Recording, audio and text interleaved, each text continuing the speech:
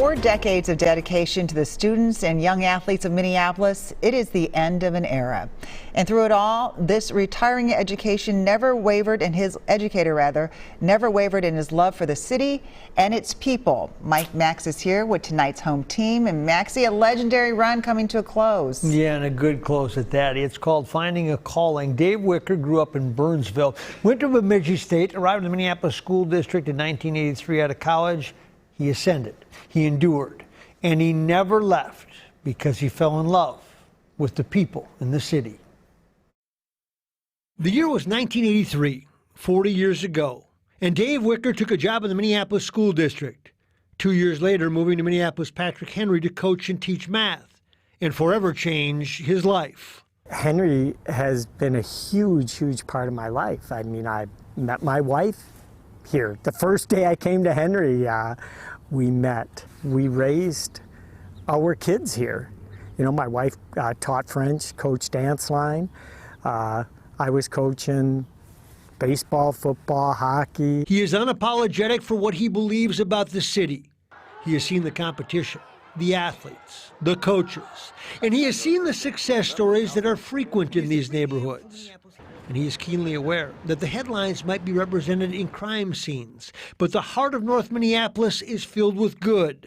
I think people are so quick to criticize the North Side, in fact, the whole Minneapolis Public Schools, but they don't realize the quality people that are here. I mean, you talk about salt of the earth families. The students that I taught have children who now I go and watch.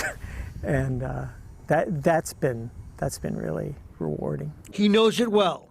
In 2011, he moved from Henry to the district office. The same year, he had another major event. Just kind of passed out, blacked out. He found out it was serious. And I was diagnosed with cancer, and I had a major surgery.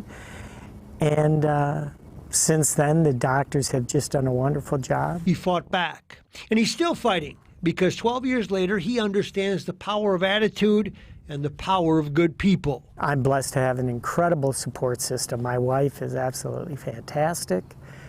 The support of the staff, my friends. I've got all kinds of pictures I could share with you. His life is a collection of reflections right now. He loves this campus, this school. He did not know much about it when he was hired. And he did not know that it was the start of a 4-decade love affair with this city. When you look back, this is where you were meant to be, isn't it? I believe so, yes, I really do. For whatever reason. Yeah. You never would have thought this when you grew up in Burnsville. No. But it just was the way it was supposed to be, it feels like. It definitely is. It is a life filled with purpose and memories and fulfillment. He has what most people strive for.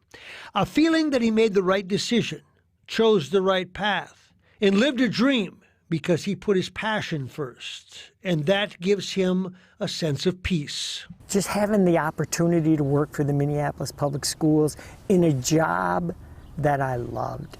I mean, I try to tell people getting into the business now, I never thought of it as a job. It was a lifestyle. So you're a lucky man. Yeah, oh, extremely lucky. And so are the people that he worked with and for. He was also a math coach and said that competition was incredibly intense in the state matchups as well. Oh, We've heard from a lot of his alumni saying, when they saw this piece was going to be on, saying, boy, he made an impact on my life, and you can see why. Oh, and so he's certainly going to be missed. Mm-hmm. Yep, 62, I'm going to retire and go live the good life. Well, good for him. Yep. All right, thanks for sharing your story, Maxie. You bet.